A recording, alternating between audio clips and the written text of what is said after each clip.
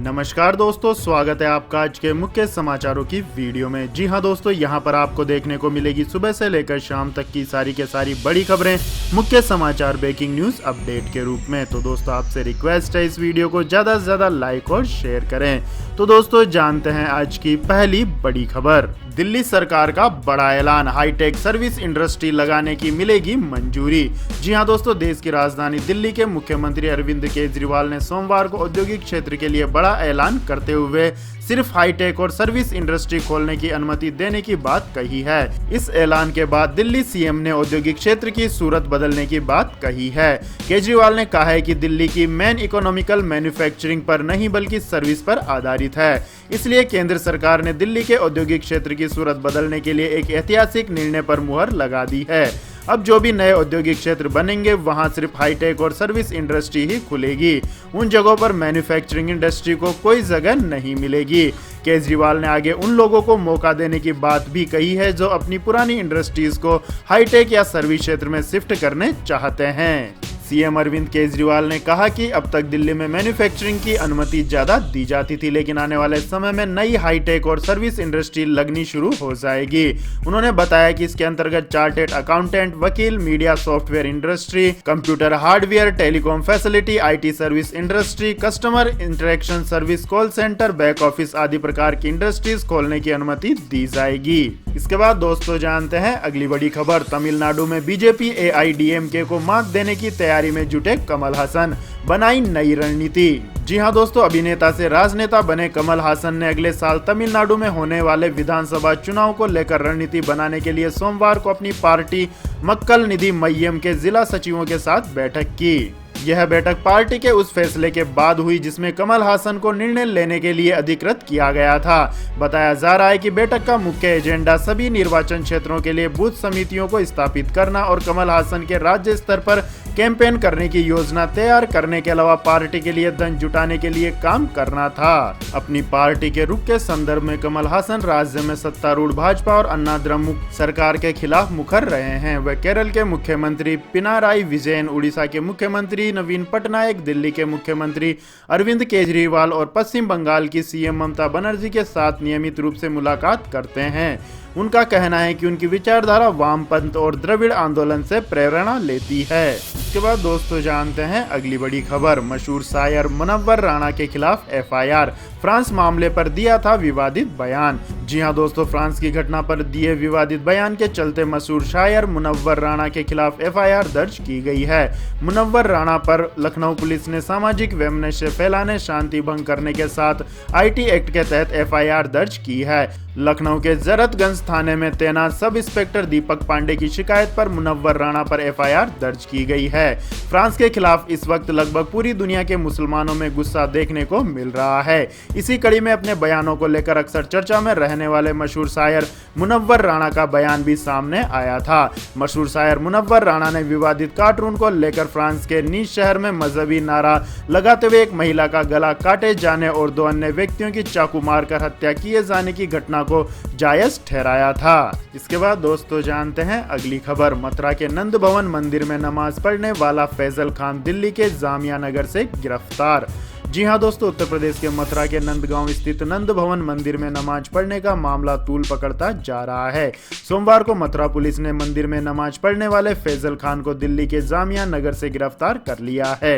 मंदिर के सेवायत कान्हा गोस्वामी की तहरीर पर बरसाना पुलिस ने 4 लोगों के खिलाफ आईपीसी की धारा 153A, 295, 505 के तहत केस दर्ज किया है। जिसके विरुद्ध मामला दर्ज हुआ है उसमें नमाज पढ़ने वाले दोनों मुस्लिम युवकों को फैजल खान और मोहम्मद चांद के नाम भी शामिल हैं। पुलिस मामले की जांच कर रही है। मंदिर में नमाज पढ़ने की यह घटना बीते 29 अक्टूबर की है। इसके बाद दोस्तों जानते हैं अगली खबर। पटाखों पर प्रतिबंध लगाए सरकार, केंद्र और दिल्ली समेत कई राज्यों को एनजीटी ने दिया नोटिस। जी हां दोस्तों, नेशनल ग्रीन ट्रिब्यूनल यानी कि एनजीटी ने केंद्रीय पर्यावरण एवं वन मंत्रालय तथा 4 राज्य सरकारों को पटाखों पर प्रतिबंध लगाने को कहा है।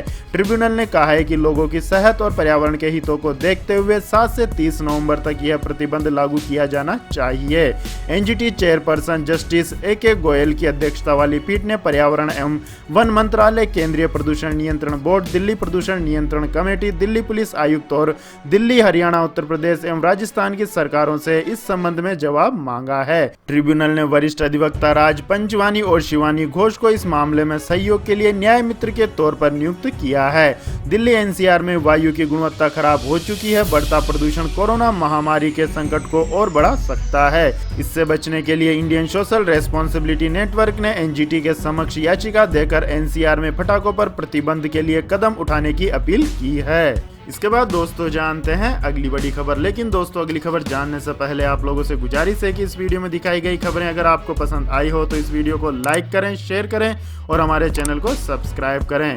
साथ ही दोस्तों हम इस वीडियो के अंत में एक सवाल पूछेंगे जिसका जवाब देकर आप बन सकते हैं नॉलेज सम्राट। तो दोस्तों इस वीडियो को अंत तक जरूर देखें। इसके बाद दोस्तों जानते हैं अगली बड़ी खबर। कार्टून विवाद में इस देश में हिंदुओं के साथ बर्बरता, ट्वीट कर मांगी मदद।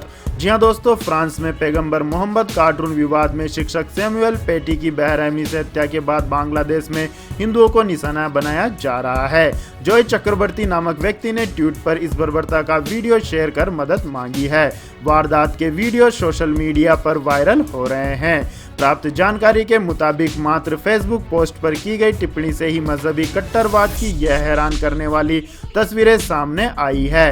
एक युवक द्वारा फेसबुक पर फ्रांस के बहिष्कार की अपील की गई थी। इस पर एक हिंदू युवक ने कमेंट किया, बस फिर क्या था, पैगंबर मोहम्मद के कार्टून को गलत बताने वाले ने हिंदू परिवार के साथ जमकर बर्बरता की। कई घंटों उन्हें टॉर्चर किया गया। हिंदू परिवारों के घर तबाह कर दिए गए और यह घटना बांग्लादेश के शहर कोमिला की है। बांग्लादेश के स्थानीय अखबार के मुताबिक रविवार दोपहर कोमिला के मुरादनगर उपजिला के तहत कोरबनपुर गांव में यह वारदात हुई। पीड़ित स्थानीय यूनियन परिषद के अध्यक्ष बाकुमार शिव के कार्यालय और शंकर देवनाथ के घर में आग लगा दी गई। हमले की तस्वीरें और वीडियो सोशल मीडिया पर जमकर वायरल हो रहे हैं। इसके बाद दोस्तों जानते हैं अगली खबर। भूगोल सुधारेगा भारत, POK और गिलगिट बल्टिस्तान लेकर रहेगा हिंदुस्तान। जी हां दोस्तों, पाकिस्तान ने आज़ादी के समय जम्मू कश्मीर रियासत के हिस्से रहे और अब लद्दाख के अपने कब्जे वाले गिलगिट बल्टिस्तान को अस्थायी प्रांत बनाने का ऐलान किया है।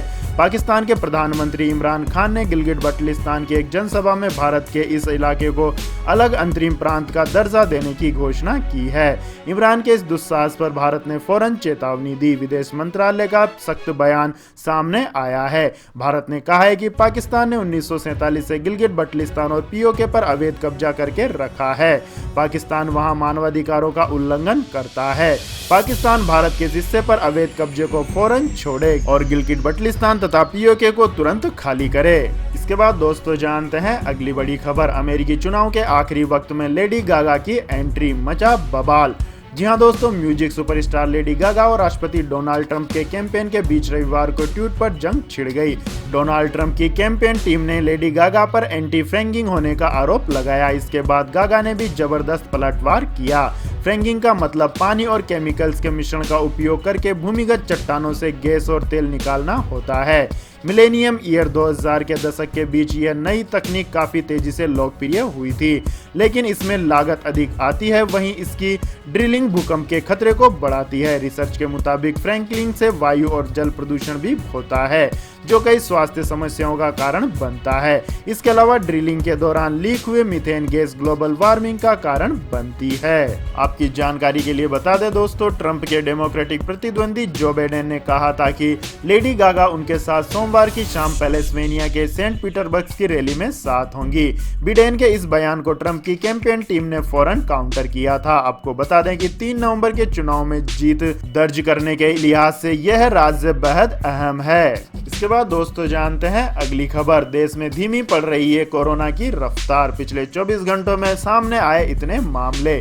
जी हां दोस्तों, देश में यह वायरस धीरे धीरे दम तोड़ता नजर आ रहा है। पिछले 4 दिनों में इस वायरस के आंकड़े लगातार 50,000 से कम रहे हैं। पिछले 24 घंटों में भी कोरोना के केवल 45,000 मामले ही सामने आए हैं। केंद्रीय स्वास्थ्य मंत्रालय के मुताबिक पिछले 24 घंटों में 45,230 महामारी के केस सामने आए। इसके साथ ही 400 496 लोगों की इस महामारी से मौत हुई। इन आंकड़ों के साथ ही देश में कुल संक्रमितों की संख्या 42,29,000 हो गई है। वहीं मृतकों की संख्या 1,22,607 हो गई है। इसके बाद दोस्तों जानते हैं अगली खबर। अर्थव्यवस्था लौटी पटरी पर, 1 लाख करोड़ के पार हुआ अक्टूबर में जीएसटी कलेक्शन। जी हां दोस्तों, इस महामारी से दुनिया के लगभग सारे देशों की अर्थव्यवस्था पर चोट पहुंची है। फरवरी के महीने से भारत में भी इस महामारी से अर्थव्यवस्था को पटरी से उतार दिया था, लेकिन 8 महीने बाद अक्टूबर महीने में जीएसटी कलेक्शन में शानदार इजाफा हुआ है। अक्टूबर में जीएसटी कलेक्शन 1 लाख करोड़ रुपए के आंकड़े को पार कर गया है। जीएसटी कलेक्शन 1 लाख करोड़ रुपए के आंकड़े का पार होना अर्थव्यवस्था का पुनरुद्धार का संकेत दिखाई पड़ता है। इसके बाद दोस्तों जानते हैं अगली खबर। यूरोप में कोरोना महामारी की दूसरी लहर, जर्मनी में लगाया गया लॉकडाउन और फ्रांस में भी बढ़ रहे हैं नए मामले। जी हां दोस्तों, यूरोप में इस महामारी की दूसरी लहर गहराती जा रही है। इससे निपटने के लिए कई यूरोपीय देशों में सख्त कदम उठाए जा रहे हैं। इसी कवायद में जर्मनी में आंशिक लॉकडाउन सोमवार से 4 हफ्तों के लिए प्रभावी कर दिया गया। नई पाबंदियों के तहत रेस्तरां, बार और सिनेमा हॉल इस महीने के आखिर तक बंद रहेंगे, जबकि फ्रांस में महामारी तेज गति से बढ़ रही है। इस देश में पहले ही 1 दिसंबर तक के लिए लॉकडाउन लगा दिया गया है। इस दौरान यूरोपीय देशों में रोजाना रिकॉर्ड संख्या में नए मामले पाए जा रहे हैं। जर्मनी में महामारी से निपटने के लिए गत मार्च में पहली बार लॉकडाउन लगाया गया था। हालांकि दूसरी बार के लॉकडाउन में उतनी सख्ती नहीं की गई है जितनी पहले दौर में की गई थी। इस बार स्कूल, गैर जरूरी कारोबार और सैलून खुले रहेंगे। इस देश में गत शनिवार को पहली बार 19,000 से ज्यादा नए मामले पाए गए थे, जबकि सोमवार को 12,097 मामलों की पुष्टि हुई है। जर्मनी में अब तक कुल 5,44,000 इस महामारी के रोगी मिल चुके हैं। इसमें 10,000 लोगों से ज्यादा की मौत हो गई है। इसके बाद दोस्तों जानते हैं अगली बड़ी खबर। चीन में मस्जिदों पर सख्ती जारी, लिटिल मक्का मस्जिद से इस्लामिक प्रतीक हटाए गए। जी हां दोस्तों, चीन ने भी धार्मिक कट्टरता से निपटने के लिए साल 2016 से ही एक बड़ा अभियान चलाया हुआ है। चीन में इस्लाम के प्रभाव को घटाने के उद्देश्य से मस्जिदों की शक्ल बदली जा रही है। ब्रिटिश टेलीग्राफ में छपी रिपोर्ट के मुताबिक कल्चरल व्हाइट वॉश कैंपेन के तहत चीन में मस्जिदों के गुम्बद और अन्य सजावटी हिस्से हटाए जा रहे हैं। आपकी जानकारी के लिए बता दें दोस्तों, चीन पर पहले भी मुस्लिमों को दबाने और उइगर मुसलमानों को प्रताड़ित करने के आरोप लगे हैं। वहीं अब देश भर की मस्जिदों की शक्ल बदली जा रही है। निनजियांग प्रोविंस की राजधानी इनजुआन के नानगुआन मस्जिद के चमकीले हरे गुंबद और अन्य हिस्सों को हटा दिया गया है। क्रिस्टीना स्कॉट ने सोशल मीडिया पर फोटो शेयर की है जिसमें नानगुआन मस्जिद बिना गुंबद के दिख रही है। इसके अलावा लिटिल मक्का के नाम से फेमस शहर लिनजियांग की मस्जिद में अब अरब देशों की तर्ज पर बनाए गए गुंबद को हटा दिया गया है। डेली मेल में छपी रिपोर्ट के मुताबिक शी जिनपिंग के चाइनीज कम्युनिस्ट पार्टी के जनरल सेक्रेटरी बनने के बाद से ही चीन में धार्मिक स्थलों के खिलाफ अभियान में तेजी आ गई थी। इसके बाद दोस्तों जानते हैं अगली खबर। केबीसी और अमिताभ बच्चन के खिलाफ एफआईआर, इस सवाल को लेकर मचा बवाल।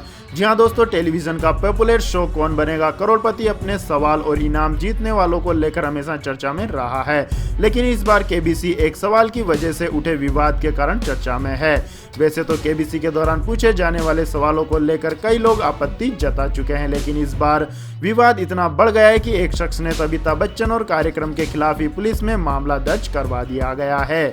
कौन बनेगा करोड़पति के दौरान अमिताभ बच्चन ने एक सवाल पूछा था। बहुत से लोग उस सवाल को लेकर बवाल मचा रहे हैं। सोशल मीडिया से लेकर हर जगह इसकी चर्चा हो रही है। कौन बनेगा करोड़पति में मनोस्मृति को लेकर एक सवाल पूछा गया था। इस एपिसोड में सामाजिक कार्यकर्ता बेजवाड़ा विल्सन और अभिनेता अनूप सोनी अतिथि के रूप में आए थे। वह सवाल ये था, 25 दिसंबर 1927 को डॉक्टर BR अम्बेडकर और उनके अनुयायियों ने किस ग्रंथ की प्रतियां जलाई थी। हालांकि यह सवाल नेटिजन्स को पसंद नहीं आया। कई लोगों ने शो पर वामपंथी प्रचार करने के आरोप लगाने शुरू कर दिए हैं, जबकि कईयों ने इसे हिंदू भावनाओं को आहत करने वाला बताया है। इस सवाल के खिलाफ कौन बनेगा करोड़पति और इसके मेजबान अमिताभ बच्चन के खिलाफ लखनऊ में एक FIR भी दर्ज की गई है। इसके बाद दोस्तों जानते हैं आज के मौसम अपडेट्स। तो दोस्तों आने वाले 24 घंटों के दौरान मणिपुर और मिजोरम में कुछ स्थानों पर हल्की से मध्यम बारिश जारी रहने की संभावना है। 1-2 स्थानों पर भारी बारिश की गतिविधियां भी देखने को मिल सकती है। वहीं त्रिपुरा, नागालैंड, असम के कुछ हिस्सों, आंतरिक तमिलनाडु, केरल और अंडमान व निकोबार द्वीप समूह में भी कुछ जगहों पर हल्की से मध्यम बौछारें दर्ज की जा सकती हैं। पूर्वोत्तर भारत के बाकी हिस्सों और दक्षिणी आंतरिक कर्नाटक में 1-2 स्थानों पर हल्की वर्षा हो सकती है। दिल्ली में प्रदूषण से राहत की उम्मीद अगले 24 घंटों के दौरान भी नहीं मिलती दिखाई दे रही है। यह स्वास्थ्य के लिए हानिकारक स्तर पर बनी रहेगी। वायु गुणवत्ता सूचकांक 300 से ऊपर ही रहेगा।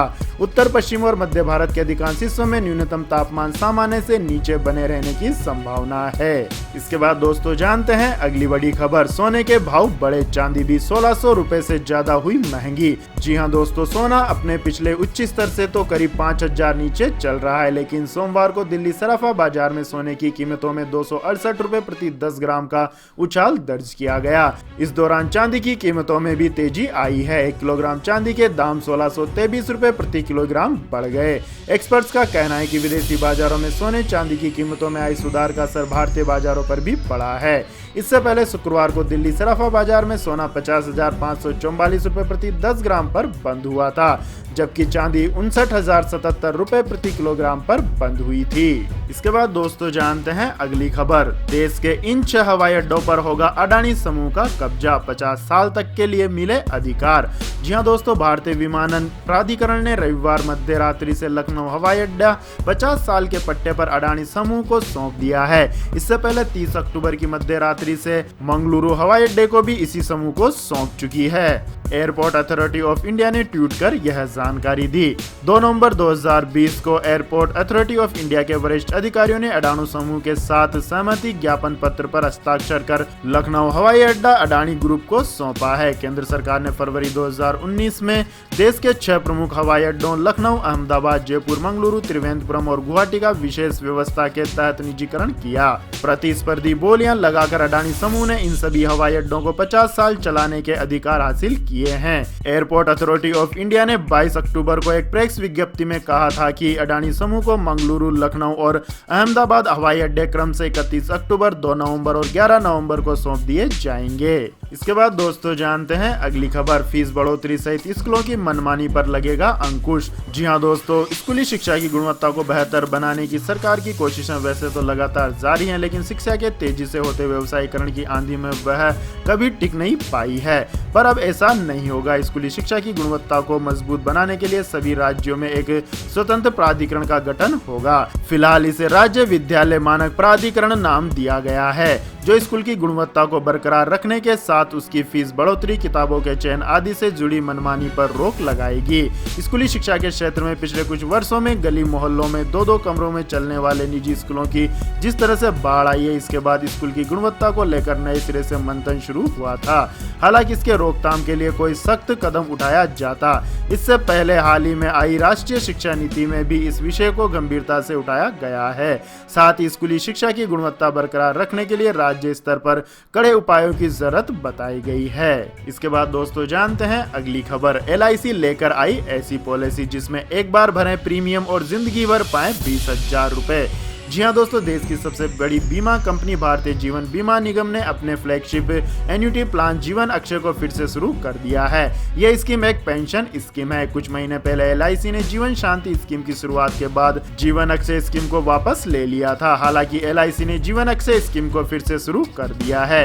नए सिरे से लाई गई योजना जीवन अक्षय 7 अब LIC का इमीडिएट एन्युटी प्लान है। वही जीवन शांति एक डिफर्ड यानी स्थगित एन्युटी प्लान बन गई है। इसके तहत जीवन शांति योजना को भी संशोधित किया गया है ताकि जीवन अक्षय के साथ किसी भी तरह के डुप्लीकेशन से बचा जा सके। LIC की जीवन अक्षय पॉलिसी में आपको एक बार प्रीमियम देकर जीवन भर हर महीने 20,000 रुपए की पेंशन मिलती है। LIC की जीवन अक्षय स्कीम में एक मुफ्त राशि के भुगतान पर निवेशकों को एन्युटी के 10 उपलब्ध विकल्पों में से किसी एक को चुनने की सुविधा मिलती है। यानी जीवन शांति की बजाय विकल्प ऐसे जो सिर्फ LIC के जीवन अक्षय स्कीम के साथ उपलब्ध होंगे। इस पॉलिसी को कोई भी भारतीय नागरिक ले सकता है। जीवन अक्षय पॉलिसी में आप 1 लाख रुपए की किस्त लेकर भी पेंशन ले सकते हैं, पर 20,000 रुपए मासिक पेंशन के लिए आपको ज्यादा निवेश करना होगा। इस स्कीम में अधिकतम निवेश की कोई सीमा नहीं है। जीवन अक्षय के तहत 30 से 85 वर्ष की आयु के लोग ही योग्य हैं। तो यह थी दोस्तों आज की सभी महत्वपूर्ण बड़ी खबरें। और दोस्तों बारी आती है आज के माइंड क्विज क्वेश्चन की, जिसका जवाब देकर आप बन सकते हैं नॉलेज सम्राट। तो दोस्तों आज का सवाल है, सांची का स्तूप किस राज्य में स्थित है? जी हाँ दोस्तों, अगर आपको इस सवाल का जवाब आता है तो तुरंत कमेंट सेक्शन में लिख दीजिए। इस वीडियो को लाइक कीजिए, शेयर कीजिए और हमारे चैनल को सब्सक्राइब करके बेल आइकन का बटन भी दबा लें। धन्यवाद। जय हिंद, जय भारत, वंदे मातरम।